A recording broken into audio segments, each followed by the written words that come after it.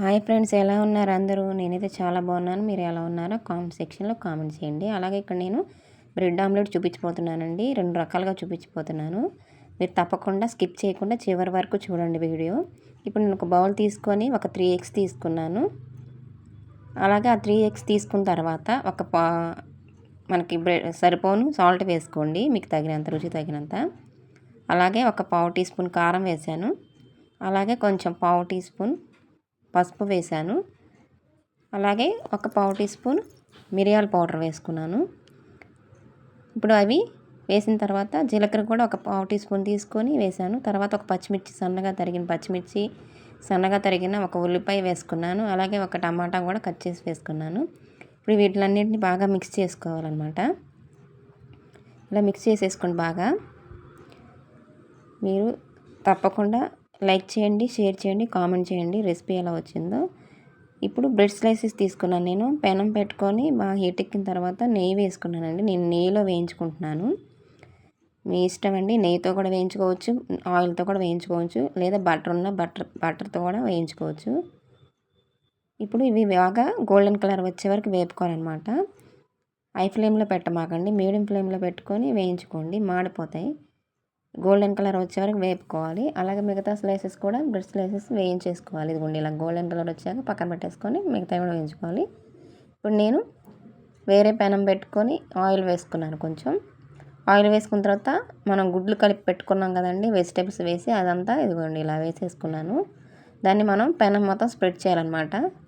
ఇదిగోండి ఇలాగా స్ప్రెడ్ చేసిన తర్వాత మనం అందులో బ్రెడ్ పెట్టుకొని బాగా రోస్ట్ చేసుకోవాలన్నమాట, కాల్చుకోవాలి ఆమ్లెట్ని బాగా. ఇప్పుడు అది వేసి అలా స్ప్రెడ్ చేసిన తర్వాత బ్రెడ్ కూడా పెట్టేసి తర్వాత చుట్టుపక్కల ఆయిల్ వేయండి కొంచెం.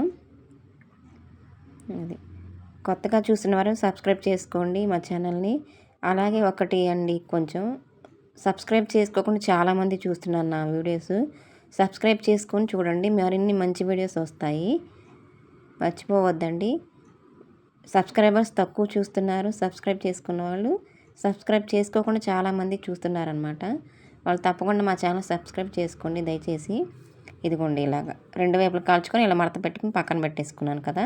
ఇప్పుడు నేను రెండవ రకం చూపించిపోతున్నాను. ఇదిగోండి ఇలాగా నేను బ్రెడ్ని ఆ గుడ్డు దాంట్లో వేసేసి డిప్ చేసేసుకొని ఇలాగా ఇప్పుడు దాన్ని తీసి పెనం మీద పెట్టేసుకొని ఈ మిగతాది దాని చుట్టూ వేసేసుకుంటానండి. దాని మీద బ్రెడ్ మీద గుడ్డంతా. ఇదొక రకం అనమాట. అలా కూడా వేసుకోవచ్చు, ఇలా కూడా వేసుకోవచ్చు. అలా వేసుకుంటే ఏమవుతుందంటే బ్రెడ్కి పట్టదనమాట ఎక్కువ. ఇలా వేసుకుంటే బ్రెడ్కి బాగా గుడ్డంతా పట్టేస్తుంది, చక్కగా కాలుతుంది అనమాట. ఇలా వేసుకున్న తర్వాత చుట్టూ ఆయిల్ వేసుకొని కొంచెం ఇది రెండో వైపు కూడా తిప్పేసుకోవాలి. ఆమ్లెట్ని తిప్పేసుకున్న తర్వాత అటు సైడ్ కూడా బాగా కాల్చుకున్న తర్వాత మనం దాన్ని మధ్యలోకి కట్ చేసి మడత పెట్టేసుకొని తీసేసుకోవటమేనండి. చాలా ఈజీ అండి. 2 రకాలన్నమాట. ఇలా వేసుకోవచ్చు, అలా కూడా వేసుకోవచ్చు.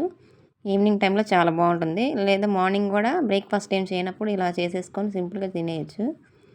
తప్పకుండా ట్రై చేయండి. ఎలా వచ్చిందో కామెంట్ సెక్షన్లో కామెంట్ చేయండి. ఇదిగోండి ఇలా కట్ చేసేసుకుంటున్నాను నేను. ఇలా కట్ చేసేసుకొని దాన్ని ఇలా మడత పెట్టేసుకుంటే అయిపోయిందండి బ్రెడ్ ఆమ్లెట్. చాలా ఈజీ అండి. తప్పకుండా ట్రై చేయండి. ఎలా వచ్చిందో రెసిపీ అనేది సబ్స్క్రైబ్ చేసుకోండి మా ఛానల్ని. ఇదిగోండి సాస్తో తినొచ్చు, చాలా బాగుంటుంది అనమాట. మీరు కూడా తప్పకుండా ఈ రెసిపీని ట్రై చేసి ఎలా వచ్చిందో నా కామెంట్ సెక్షన్లో కామెంట్ చేయండి. అలాగే సబ్స్క్రైబ్ చేసుకోండి మా ఛానల్ని.